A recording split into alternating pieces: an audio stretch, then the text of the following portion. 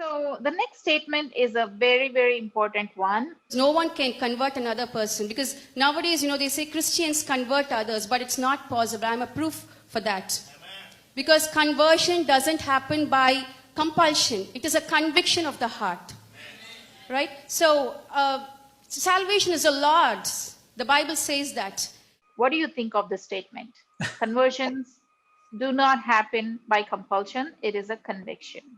If somebody comes and tells me this, and I'm a practicing Hindu, somebody tells me this, my first thing is to first analyze what you just said. Each statement, I will deconstruct it because there are some truth claims here. Conversion doesn't happen by compulsion, conviction of the heart, salvation is the Lord's. These are all truth claims that have been made. First thing is to deconstruct every one of these statements, including the jargon used. What is salvation? I'll first ask this Christian interlocutor, what do you mean by salvation? What is this meaning? Because I don't know what salvation means. Please tell me, what does salvation mean? And if salvation is either you practice the divine dictated law, and if you did that as a consequence, if you said the only way to the Father is through the Son, or you followed the rabbinic 10 commandments and you did certain things, or you followed all the injunctions that were there in Islamic law, only then you're admitted by the mercy of Allah or by the grace of Christianity or whatever, you're admitted to heaven, otherwise purgatory. If that is what you're calling salvation, then I now have to confront that and say, do I believe that a Brahman would give somebody eternal damnation forever and ever and ever and ever, burn and suffer that pain forever to eternity? What kind of loving, just God would do that? Infinite punishment. The time does not end. Infinity. It is for infinity. What kind of loving God would do that? That will be my first question. What would they do that? Second thing is conviction of the heart. What exactly do they mean by that? As a person who works on perception and inference, and now if I'm grounding myself to the physical world, I say, what does conviction of the heart mean? The heart is an organ that is doing some pumping of blood. It's a pump. It's a pump that ensures regulation of blood through the body. So what exactly does this conviction of the heart mean? It's an emotive statement. And that emotive statement needs to be translated into a theology, into a philosophy, which we can decode and understand. So to me, I am reading this conviction of the heart as a repeated brainwashing of the self. Repeated statement that this is the law, this is the truth, this is God, this is what he has said. And this one book, one way carries all the truths that are relevant. I'm not going to question this. Remember, I said every exit door has been closed. The minute you go towards an exit door, you're told that it is Satan who's tempting you. Satan is out there waiting with a temptation. Don't go there. Come back to the law. This is the law. Otherwise, either there's blasphemy or there is eternal hellfire waiting for you. So what is referred to as conviction of the heart, to me as a Hindu, I am reading this as a constant suppression of perception, inference, rationality, logic, suppress all of them down and uphold only a blind belief, an unverifiable truth claim, and say this is the only reality out there.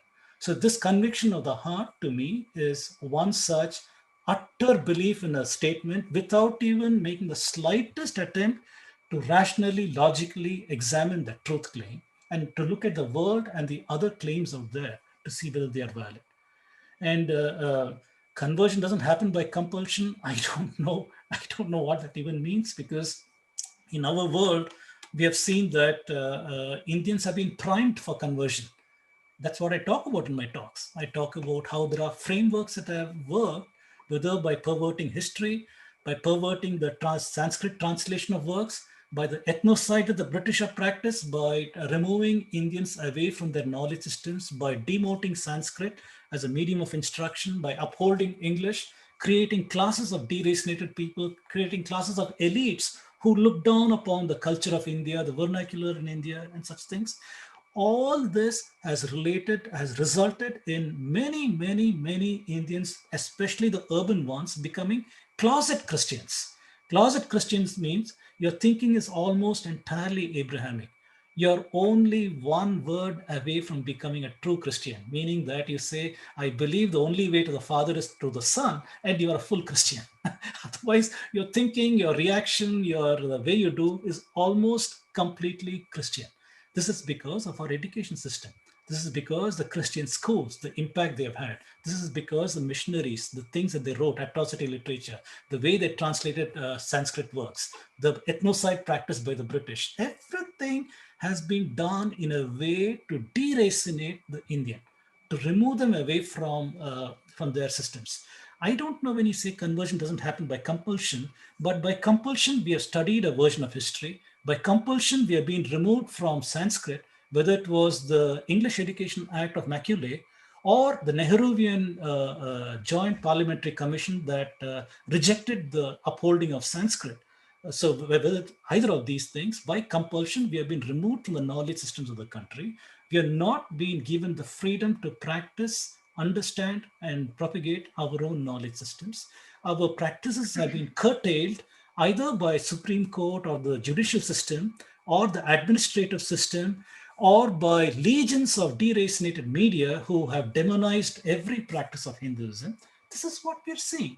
So when people say conversion doesn't happen by compulsion, I don't know how to decode that. The reality is otherwise. People have been, the space to practice Hinduism has been progressively minimized. Progressively it has shrunk to such a point that today you can't go and say you're a Hindu. The minute you do that, say, oh, you're a communal chap, you're saying you're a Hindu. Mm-hmm. The same chap goes and say, I'm a Christian. Say, whoa, all right, you're a Christian. So this is the mind. This is the way the mind is working today. So somebody cannot go and express his identity because they have been programmed to think that this is communal, this is violent, this is retrogressive, this should be jettisoned for progress. All these kind of retro ideas have been filled into people's mind by all these forces that I talked about. So conversion doesn't happen by compulsion is a ridiculous statement that does not take into account the reality of our existence today. Everybody here is a closet Christian. That is unfortunate reality of urban India today. Correct. So to me, this statement is a poor understanding of what conversion is. The actual statement is there are no conversions in Christianity, there are only convictions. You made a statement saying suppression of rationality. That's what happened in this case, this speaker's case. Mm-hmm, mm-hmm. So if salvation was the Lord's, okay, my question is, why did Christianity pour in billions and is still pouring in billions of dollars into conversions? Yeah. It should have left everything to the Lord. And a much more important question is, if salvation was the Lord's, why did Christianity indulge in bloodshed in its early history? When Christians say that there are no conversions, what they basically mean is nobody is telling them to convert. Yes, without using the word convert, they convert. That's what they're doing. So if I have to put everything that you said into the context of this person, then I would say conversion is something that happens with the influence of another person. And to me, conversion is the slow, meticulous, systematic injection of this brain numbing drug called gospel. And that's exactly what happened in this speaker's case. So she goes to a school. The fancy word is convent or missionary schools. So she goes to this school and she studied there right from her kindergarten. Mm-hmm. And she said, by her own admission, she said that her friends were telling her the gospel, sharing the gospel with her every single day from that age. Mm. So her conversion process started at a young and impressionable age at the kindergarten itself. Why is sending your kids to a missionary school a problem? Because there are more than one reason. The first one is every missionary operated school or the proselytizing school has Bible as a textbook for the subject called moral science. Especially this is especially in schools that follow the CBSE or ICSE curriculum. The second thing is all Christian schools, without exception, have something called the Lord's Prayer during the assembly. Our Father which art in heaven, hallowed be thy name. That's the Lord's Prayer, which has to be said by every student that goes to that school. So during assembly every day. And as I said, this lady was bombarded with gospel messages from her peers every single day. The next thing that she did is went to a Christian camp. Now that is the culminating point of conversion. So how did she end up in that camp? Did she know it by herself? Do Hindu parents know that there are religious camps? Is sending a child to a religious camp part of Hindu upbringing? It is not. But it is a very important part of the Christian upbringing. Christian kids as young as 6 and 7-year-olds are sent to religious camps during summers. So she goes to that camp because she was invited by a Christian peer. I really can't answer the question how her parents, who she said were Orthodox Hindu parents, sent her to a Christian religious camp. So here is a peer that invited her, and because she's a teenager, and because Hindu teenage kids do not get a chance to go away from their parents for camps, she jumped at it. And she happens to go to this camp. So what happened in the camp? She attends a sermon delivered by a female evangelist. Now, this girl who's listening to this sermon thinks that the evangelist, God was speaking through the evangelist. But it is not so. We'll look at it why. So this girl was sitting, either she was wearing her Hindu identity on that day or not. Regardless, the evangelist knows that she was sitting in that camp. How? Because camp organizers know how many Hindu kids are attending these camps. The very goal, the very motive of these camps is to find new sheep. And the Christian kids that are attending these camps are trained and tutored to bring in new non-Christian kids with them, sometimes even for incentives. So this girl sits there and listens to this sermon. If she is wearing her Hindu identity, she stands out in the crowd, and the evangelist located her and she pointed towards her and started speaking about it. And even if she was not wearing her Hindu identity that day, because Hindu kids are usually ashamed of wearing their Hindu identity, when they are going either to Christian parties, Christian homes, because they do not want to offend their Christian host. So they don't wear it. But going by what she said, that she was never seen without a bottu or vibhuti or kunkuma and all that, I would presume she was wearing it. But even otherwise, the lady knows that she was sitting in the camp in that sermon. Mm-hmm. So she points out at her, and what does she say? She demeans Hindu practices. She demeans Hindu traditions, the practice of idol worship. And she talks about the worthlessness of idols. Well, there's a passage in the Bible the lady refers to. So she offends this girl to the point that back in the room that night, the girl feels so offended. She's a teenager, her ego is hurt, and she's been shamed in front of her peers. So she cries, she feels very bad, and she opens the Bible.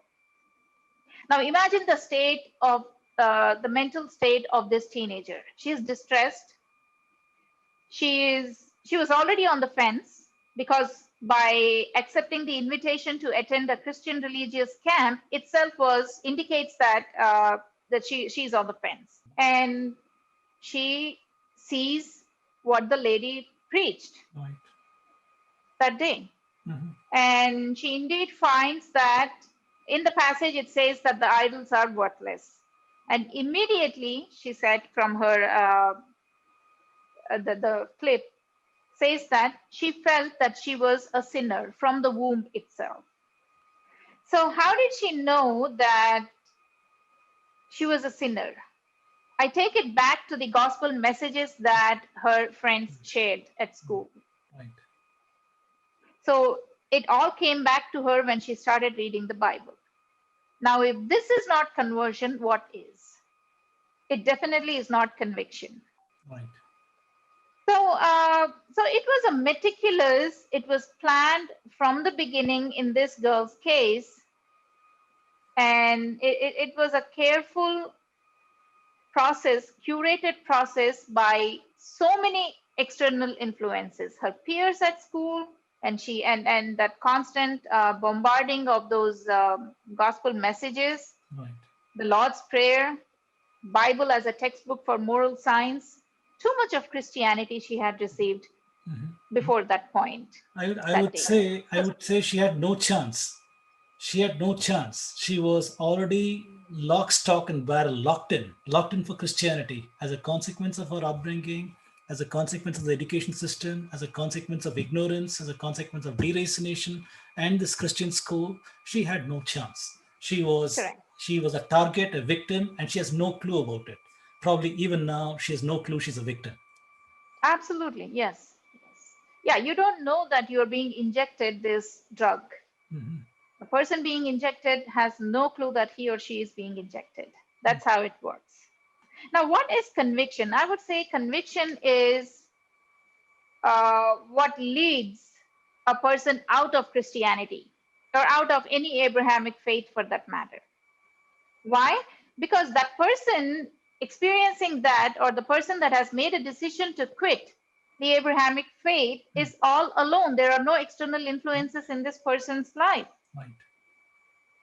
Because when a person decides to quit Christianity, the person cannot share it with the Hindu friends because it's a matter of pride and ego.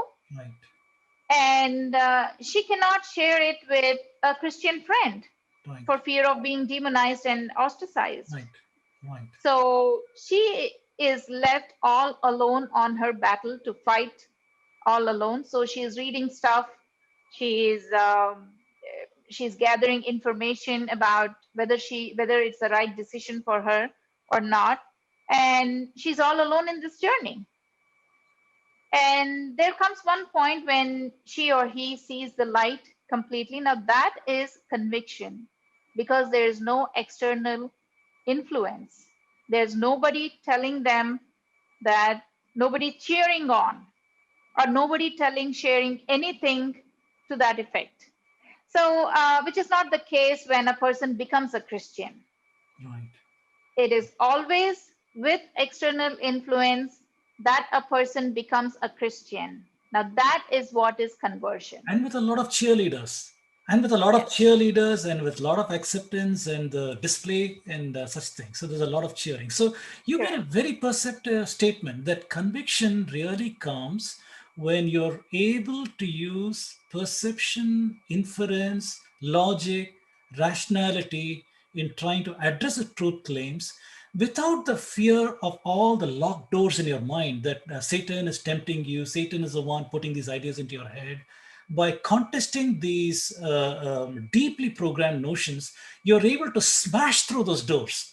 You're able to smash through those doors and break those chains, unshackle those chains single handed. You don't have any support system from anybody. Nobody understands what you're going through. But there you are with a scientific background, with understanding the world, understanding logic, rationality, examining these truth claims, and saying, there is a world out there. I need to understand what that is. Getting and breaking open that door calls for conviction. Yes, that Correct. is what is true conviction. Correct. And she referred to a camp. Let me just add this bit. So the parents watching this will watch out for such camps and be caution. I just want to caution them of such camps existing out there. So if I'm right, she is referring to what is called the Scripture Union Camp. She said SU camp. I'm thinking this is what it is, because these camps are Christian retreats for young girls and boys, and these are conducted by a Chennai-based organization called Scripture Union. These camps, this organization works with churches across India, and there are some churches outside of India also that this organization works with in conducting camps. In fact, for raising new generation Christian ministers, evangelists, and pastors, and other preachers, apologists, and all that. So that's what this organization is engaged in. Now, why I'm telling this is a lot of Hindus do not know that a lot of Hindus that are watching this show do not know that such camps exist. Right. They do. They do, and they need to watch out for these and beware. If their kid comes back with maybe a tract or a pamphlet saying that it's an invitation to a camp this summer or something, they need to be aware. These are not fun camps. True. Like the speaker of this video said, she went there just for fun. These are not fun camps. Like I said, billions of dollars are spent on such activities, and it's not done for fun. So I just wanted to put in a note there about Let me this. give a personal anecdote here, Esther. Let me give a personal anecdote. So I studied in Catholic institutions. My schooling in Bangalore was in Catholic institutions. And I was a sort of a school leader also, a lot of leadership activities in my high school and so on.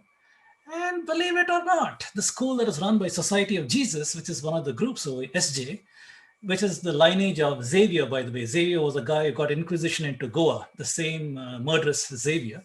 So this Society of Jesus used to have leadership camps, what they call leadership camps for all the leaders in the school. And there are some Christian kids as well as people like me, Hindus and such people. So we were sent off to some place in the outskirts of Bangalore. There was a divinity school in those days. And that divinity school is where the leadership camp is. And that is where they have 3-4 days retreat where a lot of ideas are put in. And here is a place, like you exactly said, here is where things do happen. However, I was very well grounded in my faith. We were practicing Hindus at home, and we knew exactly what we were. And right from very young days, I've been exposed to the Baptists. I've been exposed to the Catholics. I know the differences. I knew a lot about Christianity already. And I made fun of them. I recollect some jokes that I made on Christianity and the conversion process at that time. But the point is that, yes, you're right. These are the leadership camps, what they call leadership camps in Christian schools. This is the time when they take the cream of the class. If I don't want to call myself like that, but the point is the leaders, who they called as leaders, send them off to this retreat where they're exposed to a deep deracination. Exposed to deep deracination, and in this lady's case, also enough of difference anxiety. They infused sufficient difference anxiety by calling out this, you're doing idol worship and this wood can be used for that, can be used for this, why are you doing that? And that is enough to trigger this lady into enormous bouts of difference anxiety, where she's got to show, I'm not different from you, I'm the same as you, and the best is, I'll reject all that and I'll become part of you. So that is psychologically a deep sense of difference anxiety. They did this. This leadership camp was around that also. But the best difference that we had was exactly making jokes of this whole process and getting out of that unscathed. Luckily, I was unscathed. I don't know the others who are with me, how many of them succumbed to this subtle messaging that was done in places like this. Correct.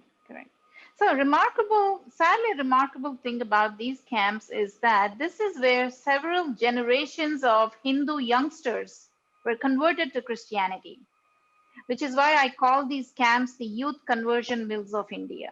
Mm-hmm. It is. And if you look at the reality of the practices, every Christian school forbids Hindu expression. For example, there is a uniform. You wear the uniform. If you wear a vibhuti, that's a punishment. If you wear a Yeah. rudraksha mala, that's a punishment. You wear kumkum, that is a punishment. You wear flowers in your hair in traditional Tamil Nadu, for example, that is a punishment. Or if you go in Shabrimala, you put a black scarf around you to show that you are in that period, that too is a punishment. So every form of Hindu worship was curtailed and reduced down to an illegal practice, something to be mocked, and these kinds of things. So yes, it is Right. unfortunate. People who send their children to Christian schools should be Right. aware, if you don't have a strong grounding at home, your children are prime targets. They are prime Correct. targets for conversion. Right. Yeah. Also, I mean, Christianity is known to use human psychology to its advantage. What I mean is, now teenagers love to belong, and they would do anything to belong in their peer group. We've heard of incidents where teenagers get into drugs and the substance abuse Right, just to belong. right, right, So this teenager just wanted to belong. right. So that's what happened to her in the camp. True, true, true, true. And if I may add to that, there's one more thing that they promote, and this was the westernization. At least in urban Christian schools, westernization is a very big thing. The identification with westernization, the elitism that I'm talking about, and look down upon the people who are coming from a rural kind of background or who speak in local languages, look down and mock them. This was very big in the Catholic Right. institutions that I've attended. This elitism was very, very big. They'll mock, for example, I remember still mocking Indian classical music. Why all this Mm-hmm. kind of thing? Instead, you listen to Eric Clapton or somebody else, some rock music. And the more Mm-hmm. unknown the rock musician, the more elite you are. And these kind of thinkings were prevalent. The mocking of Indian traditions and the upholding of Western traditions as an ideal was a deep deracination done by Eurocentrics that tried to put down Indian culture and show the superiority of European culture, Mm-hmm. eagerly embraced by missionaries to show that Hindu practices are backward, primitive, and anachronistic, and the Western practices are more progressive, completely hiding the fact that science is in conflict with Christian theology and science is not in conflict with Hindu philosophies. Completely hiding that. The positioning was done in this way. And these are all just like I said, actors playing out their deep programmed roles. Correct. Unless you had a good grounding in your home through practices, through understanding of community, you are a target. You're a target, big ground target. And that Right. role now has been taken over by media. By the movies and media have taken over that role. So even if you don't go to a Christian school, that message is blared at you from newspapers, magazines, televisions, movies, and everything that you are anachronistic if you were to do anything with Hinduism. You are progressive if you were to do any of these things. All the villains are all Hindus, wear all this tikka, they wear the kumkum and all this Mm-hmm. kind of things, and they will do every nefarious thing. In fact, that even it is so obnoxious, some of these movie makers, so base level obnoxious, they'll show a Hindu praying in front of some divinity, some kind of murti or something like that, and his henchmen are behind him, telling, "We'll kill this person, we'll kill that person," and so on. How many Telugu movies, Tamil Yes. movies, Kannada movies, Hindi movies show exactly this? So the portrayal of a Hindu is always as a hypocrite, praying and is villainous, Correct. murderous, and other such things. Right. And the minority shown as a noble guy, always noble ideals. He's a respected person. You always go to him for advice or what the right thing is to do over here. The pujari shown as a bumbling guy and as an idiot or Mm-hmm. venal and such kind of things. Very, very crass. So Right. even if you did not go to Hindu school, Christian schools, you have no escape from popular media. One has got to be sufficiently enlightened to understand that there are forces acting on your mind, even today, deracinating you, removing you away from your culture. If you're able to understand that and overcome that, you have a chance. There's a verse in the Bible, Raj, that says, God chooses the foolish to put the wise to shame. Every convert with a low self esteem makes this verse his or her anthem. What do you think is happening here? Yeah, this is exactly what he said. In fact, in my experience through these many years of my observations on who's the one who converts, I've seen the church praise on the weak. If there is somebody Exactly. who has undergone some personal tragedy at home, I've seen that. I've seen Absolutely. classmates who lost a father or a mother being consoled by the padres and other people with the idea that they're pulling them closer and closer. Christ has got plans for you, and these are the things. He loves you. He'll take care of you, and all these kind of things. So they prey on the weak, and they try to inject their noxious expunge that word, please. They try to put in their ideology into impressionable minds. So, Correct. impressionable minds at vulnerable moments are victims for things like this. So, as far as going to the weak is concerned, my understanding is yes, they mean what they say. They know that they can go after these people and convert them. Historically, what did they do in India? They went after the economically depressed communities. The Yes. economically depressed communities were told that you are there like that because of this Brahmin, this caste system. They put you there, denied you education, denied you opportunities, all these kind of things. So by infusing that difference anxiety, by infusing that anger in them, converting their aspirations into anger, they turn them away from where they belonged. That's what they did. And the same thing you find also in schools in one individual practice. Community level, they did this. Individual level, they do this kind of thing. So yes, they really mean it when they say that God chooses the feet to settle But the lessons. only thing is, it's They're not God God's who is choosing, agents. it's the evangelist. Yes, Yes. God's God is agents are choosing. doing that. Yes. Yes. So, I mean, based on personal experience and empirical evidence, I tie this feeling to the fact that every conversion to Christianity happens when the person is at his or her lowest moment in life, either suffering physical or mental ill health, or addicted to substances, or is in financial or domestic or professional or marital difficulties. Mhm, uh, you see, at such times, a person feels worthless, unwanted, unloved, ununderstood, mhm, you know. So, mhm. and all they need is for somebody to tell them that they matter, Yes, yes, that they are yes. loved. That's all they need. And Yes. such people are never missed by proselytizers Mhm, mhm. whose only job is to fish for people like this. Right. Look at the irony here. People at church. So it's not only the proselytizer who has taken this person, this low self esteem person, to church, but also the people at church are coached to make a potential convert feel belong, Right. Right. loved, Right. wanted, Right. you know. And of course, all that camaraderie vanishes after the conversion is achieved. Yes. Yes. That's a different thing. Yes. But the person gets what he or she was looking for at the right time, Right. which is a sense of worth. True. And these converts, these potential converts, I must say, mistake the calculated human love at church for Christian God's love. They Mhm, think it's God's love. God has chosen them. God has selected them. mhm, I'm so mhm. sorry, it's not God. It Yes. is the proselytizer who has cast his fishing net True. out in the society. True. True. True. And if I may add to that, Esther, again through experience, I've seen many ways this conversion happens. This the so-called God selecting the meek or the weak is not so. I recollect that when I had applied to a certain Christian medical college after my 12th standard, and that particular medical college had wanted a recommendation letter from a church or a pastor to be attached to the application form. And you know the implication of that.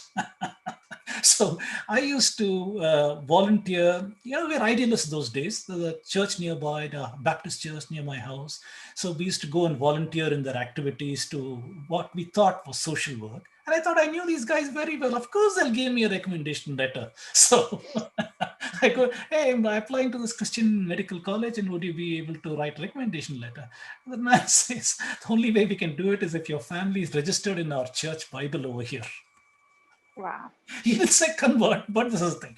But I have seen this again and again, whether it is for advancement in studies, advancement in jobs. If you're a doctor at a Christian medical college or any other such many such Christian hospitals out there, advancement only comes if you convert at some point. We have heard about the industry in Tamil movie industry. In Tamil movie industry, now there is a statement in the underground at least saying that to advance, you need to become a Christian.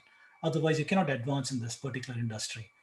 And I have had Christian friends who, for example, one person comes to mind. He had his sister, and his Hindu guy fell in love with the sister, and he insisted the only way he can marry is if this guy converts to Christianity.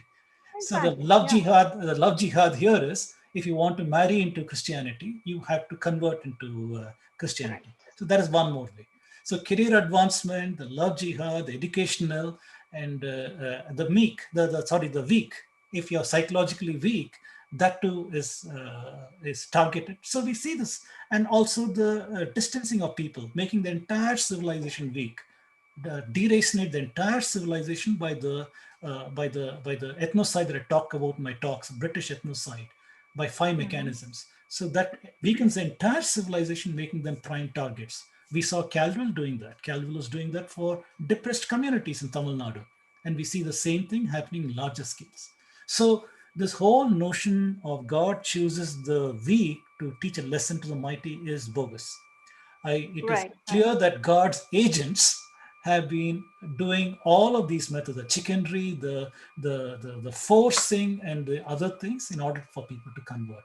Yeah, I've said this time and again that lay evangelism is much more dangerous than career evangelism, because lay evangelists are the people that move within the circles that you move in. So they're your colleagues at work, they're your friends in schools and colleges, they're your roommates. They lay the foundation in the process of converting a person. It's only after their invitation that Hindu kids and adults go to churches. And they actually know a foolish, ignorant, on the fence Hindu when they see one.